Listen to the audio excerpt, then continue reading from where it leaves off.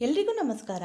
ವಿಶೇಷ ಸಿದ್ಧಿಯೋಗದೊಂದಿಗೆ ಬಂದಿರುವ ಮೌನಿ ಅಮಾವಾಸ್ಯೆ ಯಾವ ದಿನಾಂಕದಂದು ಬಂದಿದೆ, ಮೌನಿ ಅಮಾವಾಸ್ಯೆಯ ಆಚರಣೆಗಳು ಮತ್ತು ಮಹತ್ವವೇನು, ಹಾಗೆ ಈ ದಿನ ನಾವು ಏನು ಮಾಡಬೇಕು ಏನು ಮಾಡಬಾರದು ಎಂಬುದರ ಬಗ್ಗೆ ಸಂಪೂರ್ಣವಾಗಿ ಈ ವಿಡಿಯೋದಲ್ಲಿ ಶೇರ್ ಮಾಡ್ತಾ ಇದ್ದೀನಿ. ಬನ್ನಿ ಆಗಿದ್ದರೆ ವಿಡಿಯೋ ನೋಡೋಣ. ಹಿಂದೂ ಕ್ಯಾಲೆಂಡರ್ನಲ್ಲಿ ಅತ್ಯಂತ ಮಂಗಳಕರವಾದ ದಿನಗಳಲ್ಲಿ ಒಂದಾದ ಮೌನಿ ಅಮಾವಾಸ್ಯೆಯನ್ನು ನಾವು ಇದೇ ತಿಂಗಳಂದು ಆಚರಿಸಲಾಗುತ್ತದೆ. ಮಾಘಿ ಅಮಾವಾಸ್ಯೆ ಎಂದು ಕರೆಯಲ್ಪಡುವ ಈ ಪವಿತ್ರ ದಿನವನ್ನು ಮೌನ ಉಪವಾಸ ಮತ್ತು ಗಂಗಾ ನದಿಯಲ್ಲಿ ಪವಿತ್ರ ಸ್ನಾನದ ಆಚರಣೆಗಳಿಂದ ಗುರುತಿಸಲಾಗುತ್ತದೆ. ಇದು ಆಳವಾದ ಆಧ್ಯಾತ್ಮಿಕ ಮಹತ್ವವನ್ನು ಹೊಂದಿದ್ದು ಮತ್ತು ದೈವಿಕ ಆಶೀರ್ವಾದ ಮತ್ತು ಶುದ್ಧೀಕರಣವನ್ನು ಕೋರಿ ಲಕ್ಷಾಂತರ ಭಕ್ತರನ್ನು ಆಕರ್ಷಿಸುತ್ತದೆ. ಮೌನಿ ಅಮಾವಾಸ್ಯೆ ಮಹತ್ವ ಹೀಗಿದೆ. ಮೌನಿ ಪದವು ಮೌನ್ನಿಂದ ಬಂದಿದೆ, ಅಂದರೆ ಮೌನ. ಈ ದಿನದಂದು ಅನೇಕ ಭಕ್ತರು ತಮ್ಮ ಮನಸ್ಸು ಮತ್ತು ಆತ್ಮಗಳನ್ನು ಶುದ್ಧೀಕರಿಸಲು ಮೌನ ಉಪವಾಸ ಮತ್ತು ಆತ್ಮಾವಲೋಕನದ ಪ್ರತಿಜ್ಞೆಯನ್ನು ತೆಗೆದುಕೊಳ್ಳುತ್ತಾರೆ. ಮೌನಿ ಅಮಾವಾಸ್ಯೆಯಂದು ಪವಿತ್ರ ಗಂಗೆಯ ನೀರು ಅಮೃತವಾಗಿ ರೂಪಾಂತರಗೊಳ್ಳುತ್ತದೆ ಎಂದು ನಂಬಲಾಗಿದೆ. ಇದು ಪವಿತ್ರ ಸ್ನಾನಕ್ಕೆ ಅತ್ಯಂತ ಮಂಗಳಕರವಾದ ದಿನವಾಗಿದೆ. ಮಾಘ ಮಾಸದಲ್ಲಿ ಬರುವ ಮೌನಿ ಅಮಾವಾಸ್ಯೆಯನ್ನು ತಿಂಗಳ ಆಧ್ಯಾತ್ಮಿಕ ಹೃದಯವೆಂದೇ ಪರಿಗಣಿಸಲಾಗುತ್ತದೆ. ಭಕ್ತರು ಈ ದಿನದಂದು ಪವಿತ್ರ ಸ್ನಾನವನ್ನು ಮಾಡುತ್ತಾರೆ. ಇದು ಪುಷ್ಯ ಪೂರ್ಣಿಮೆಯಿಂದ ಆರಂಭವಾಗಿ ಮಾಘ ಪೂರ್ಣಿಮೆಯೆಂದು ಅಂತ್ಯಗೊಳ್ಳುತ್ತದೆ. ಪ್ರತಿ 12 ವರ್ಷಗಳಿಗೊಮ್ಮೆ ನಡೆಯುವ ಕುಂಭಮೇಳದಲ್ಲಿ ಮೌನಿ ಅಮಾವಾಸ್ಯೆಯು ಅತ್ಯಂತ ಮಹತ್ವದ ಸ್ನಾನದ ದಿನವಾಗಿದೆ. ಅಲಹಾಬಾದ್ನ ಪ್ರಯಾಗದಲ್ಲಿ ಈ ದಿನವನ್ನು ಯಾವುದಕ್ಕೂ ಸಾಟಿ ಇಲ್ಲದ ಉತ್ಸಾಹದಿಂದ ಆಚರಿಸಲಾಗುವುದು. ಧಾರ್ಮಿಕ ಸ್ನಾನಕ್ಕೆ ಲಕ್ಷಾಂತರ ಜನರನ್ನು ಗಂಗಾ ದಡಕ್ಕೆ ಸೆಳೆಯುತ್ತದೆ. ಇದನ್ನು ಅಮೃತ ಯೋಗ ಮತ್ತು ಕುಂಭ ಪರ್ವದ ದಿನವೆಂದು ಪರಿಗಣಿಸಲಾಗುತ್ತದೆ. ಅದರ ಆಧ್ಯಾತ್ಮಿಕ ಮಹತ್ವವನ್ನು ಹೆಚ್ಚಿಸುವುದು ಹೀಗೆ. ಮೌನಿ ಅಮಾವಾಸ್ಯೆ ಕೇವಲ ಆಚರಣೆಗಳ ದಿನವಲ್ಲ, ಇದು ಆಧ್ಯಾತ್ಮಿಕ ಜಾಗೃತಿ ಮತ್ತು ಆಂತರಿಕ ಸಾಮರಸ್ಯದ ಕಡೆಗೆ ಪ್ರಯಾಣವಾಗಿದೆ. ಮೌನ ಉಪವಾಸ ಮತ್ತು ಸ್ನಾನದ ಅಭ್ಯಾಸಗಳು ಸ್ವಯಂ ಮತ್ತು ದೈವಿಕ ನಡುವಿನ ಆಳವಾದ ಸಂಪರ್ಕದ ಜ್ಞಾಪನೆಯಾಗಿದೆ. ಮೌನಿ ಅಮಾವಾಸ್ಯೆಯ ಆಚರಣೆಗಳು ಹೀಗಿದೆ. ಗಂಗಾ ನದಿಯಲ್ಲಿ ಪವಿತ್ರ ಸ್ನಾನ. ಮೌನಿ ಅಮಾವಾಸ್ಯೆಯ ಕೇಂದ್ರ ಆಚರಣೆಯು ಪವಿತ್ರ ಸ್ನಾನವಾಗಿದೆ. ಇದು ಪಾಪಗಳನ್ನು ಶುದ್ಧೀಕರಿಸುತ್ತದೆ ಮತ್ತು ಆಧ್ಯಾತ್ಮಿಕ ಪ್ರಯೋಜನಗಳನ್ನು ನೀಡುತ್ತದೆ ಎಂದು ನಂಬಲಾಗಿದೆ. ಈ ಉದ್ದೇಶಕ್ಕಾಗಿ ಅನೇಕ ಭಕ್ತರು ಪ್ರಯಾಗ, ಹರಿದ್ವಾರ ಮತ್ತು ಇತರ ಪವಿತ್ರ ಸ್ಥಳಗಳಿಗೆ ಭೇಟಿ ನೀಡುತ್ತಾರೆ. ಮೌನ ಮತ್ತು ಉಪವಾಸ. ಮೌನವನ್ನು ಆಚರಿಸುವುದು ಈ ದಿನದ ವಿಶಿಷ್ಟ ಲಕ್ಷಣವಾಗಿದೆ. ಭಕ್ತರು ದಿನವಿಡೀ ಮಾತನಾಡುವುದರಿಂದ ದೂರವಿರುತ್ತಾರೆ, ಆಂತರಿಕ ಶಾಂತಿ ಮತ್ತು ಧ್ಯಾನದ ಮೇಲೆ ಕೇಂದ್ರೀಕರಿಸುತ್ತಾರೆ. ಆಧ್ಯಾತ್ಮಿಕ ಬೆಳವಣಿಗೆಯನ್ನು ಹೆಚ್ಚಿಸಲು ಅನೇಕರು ದಿನವಿಡೀ ಉಪವಾಸವನ್ನು ಆಚರಿಸುತ್ತಾರೆ. ದಾನ ಮತ್ತು ತಪಸ್ಸಿಗೆ ಈ ಅಮಾವಾಸ್ಯೆಯು ವಿಶೇಷವಾಗಿದೆ. ಈ ದಿನದಂದು ಆಹಾರ, ಬಟ್ಟೆ ಮತ್ತು ಹಣವನ್ನು ದಾನ ಮಾಡುವಂತಹ ದಾನ ಕಾರ್ಯಗಳನ್ನು ಪ್ರೋತ್ಸಾಹಿಸಲಾಗುತ್ತದೆ.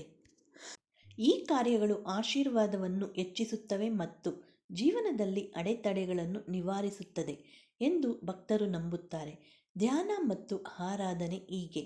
ದೇವತೆಗಳ ಆಶೀರ್ವಾದ ಪಡೆಯಲು ಭಕ್ತರು ಪ್ರಾರ್ಥನೆ, ಮಂತ್ರ ಪಠಣ ಮತ್ತು ಧ್ಯಾನದಲ್ಲಿ ತೊಡಗುತ್ತಾರೆ. ಭಗವಾನ್ ವಿಷ್ಣು ಮತ್ತು ಸೂರ್ಯದೇವರನ್ನು ಪೂಜಿಸುವುದು ವಿಶೇಷವಾಗಿ ಮಹತ್ವವಾದ ದಿನವಾಗಿದೆ. ಮೌನಿ ಅಮಾವಾಸ್ಯೆ ಕೇವಲ ಆಚರಣೆಗಳ ದಿನವಲ್ಲ, ಇದು ಆಧ್ಯಾತ್ಮಿಕ ಜಾಗೃತಿ ಮತ್ತು ಆಂತರಿಕ ಸಾಮರಸ್ಯದ ಕಡೆಗೆ ಪ್ರಯಾಣವಾಗಿದೆ. ಮೌನ, ಉಪವಾಸ ಮತ್ತು ಸ್ನಾನದ ಅಭ್ಯಾಸಗಳು ಸ್ವಯಂ ಮತ್ತು ದೈವಿಕ ನಡುವಿನ ಆಳವಾದ ಸಂಪರ್ಕದ ಜ್ಞಾಪನೆಗಳಾಗಿವೆ. ಮೌನ ಭಕ್ತಿ ಮತ್ತು ಔದಾರ್ಯದ ಸಾರವನ್ನು ಅಳವಡಿಸಿಕೊಂಡು ಈ ಮೌನಿ ಅಮಾವಾಸ್ಯೆಯನ್ನು ಅರ್ಥಪೂರ್ಣಗೊಳಿಸಿ. ಪವಿತ್ರ ಬೆಳಕು ನಿಮ್ಮ ಆತ್ಮವನ್ನು ಶಾಂತಿ ಮತ್ತು ಜ್ಞಾನೋದಯದ ಕಡೆಗೆ ಮಾರ್ಗದರ್ಶನ ಮಾಡಲಿ. ಮೌನಿ ಅಮಾವಾಸ್ಯೆಯಂದು ಅಶ್ವತ್ಥ ಮರಕ್ಕೆ ನೀರನ್ನು ಅರ್ಪಿಸಿ ಮತ್ತು ಶುದ್ಧ ಹಸುವಿನ ತುಪ್ಪದ ದೀಪವನ್ನು ಬೆಳಗಿಸಿ. ಆ ನಂತರ ಪೂಜೆ ಮಾಡಿ. ಇದರ ನಂತರ ಪವಿತ್ರ ನದಿಯಲ್ಲಿ ಕಪ್ಪು ಎಳ್ಳನ್ನು ಅರ್ಪಿಸಿ. ಹೀಗೆ ಮಾಡುವುದರಿಂದ ಪೂರ್ವಜರು ಸಂತುಷ್ಟರಾಗುತ್ತಾರೆ ಮತ್ತು ಪೂರ್ವಜರ ಆಶೀರ್ವಾದದಿಂದ ಮನೆಯಲ್ಲಿ ಸುಖ ಶಾಂತಿ ನೆಲೆಸುತ್ತದೆ ಎಂದು ನಂಬಲಾಗಿದೆ. ಮೌನಿ ಅಮಾವಾಸ್ಯೆಯಂದು ನದಿಯಲ್ಲಿ ಸ್ನಾನ ಮಾಡುವುದು ಅತ್ಯಂತ ಶ್ರೇಷ್ಠಕರ ಎಂದು ವೇದಿಕ ಪಂಚಾಂಗ ಹಾಗೂ ಹಿಂದೂ ಪಂಚಾಂಗಗಳು ಹೇಳುತ್ತವೆ. ಈ ಅಮಾವಾಸ್ಯೆಯಂದು ನದಿಯಲ್ಲಿ ಸ್ನಾನ ಮಾಡುವುದರಿಂದ ಮಾಡಿರುವ ಪಾಪಗಳೆಲ್ಲ ತೊಳೆದು ಹೋಗುತ್ತವೆ ಎಂದು ಹೇಳಲಾಗುತ್ತದೆ. ಇದನ್ನು ಮಾಘಿ ಅಮಾವಾಸ್ಯೆ ಎಂದು ಸಹ ಕರೆಯುತ್ತಾರೆ. ಮೌನಿ ಅಮಾವಾಸ್ಯೆ ಅಥವಾ ಮಾಘಿ ಅಮಾವಾಸ್ಯೆ ಇದೇ ತಿಂಗಳು 29ರಂದು ಬರಲಿದೆ. ವಿಶೇಷ ಸಿದ್ಧಿಯೋಗದಂದೇ ಮೌನಿ ಅಮಾವಾಸ್ಯೆಯನ್ನು ಆಚರಿಸಲಾಗುವುದು. ಈ ದಿನ ಗಂಗೆಯಲ್ಲಿ ಮಿಂದೆದ್ದು ದಾನ ಧರ್ಮಗಳನ್ನು ಮಾಡುವುದರಿಂದ ಬದುಕಿನಲ್ಲಿ ಶುಭ ದಿನಗಳು ಆರಂಭವಾಗುತ್ತವೆ.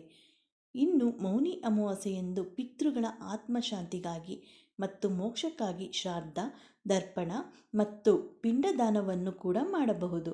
ಈ ರೀತಿ ಮಾಡುವುದರಿಂದ ಪಿತೃದೋಷಗಳು ಪರಿಹಾರವಾಗುತ್ತವೆ ಮತ್ತು ಕುಟುಂಬದ ಸದಸ್ಯರಿಗೆ ಪಿತೃಗಳ ಆಶೀರ್ವಾದ ದೊರೆಯುತ್ತದೆ ಎಂದು ನಂಬಲಾಗಿದೆ. ಈ ಅಮಾವಾಸ್ಯೆಯಂದು ಮಾಡುವ ಕೆಲವು ಕಾರ್ಯಗಳು ಫಲದಾಯಕವಾಗಿ ಇರುತ್ತವೆ, ಇನ್ನು ಕೆಲವು ಆಚರಿಸಲಾರದಂತಹ ಕಾರ್ಯಗಳು ಆಗಿರುತ್ತವೆ.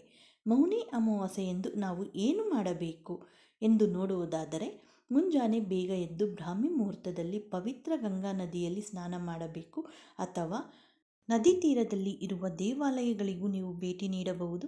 ಆ ನದಿಗಳಲ್ಲಿ ಅಂದರೆ ಆ ಪವಿತ್ರ ನದಿಗಳಲ್ಲಿ ನೀವು ಸ್ನಾನ ಮಾಡಿ ಪೂಜೆ ಮಾಡಬಹುದು. ಈ ದಿನ ಸಾತ್ವಿಕ ಆಹಾರವನ್ನು ಮಾತ್ರ ಸೇವಿಸಬೇಕು.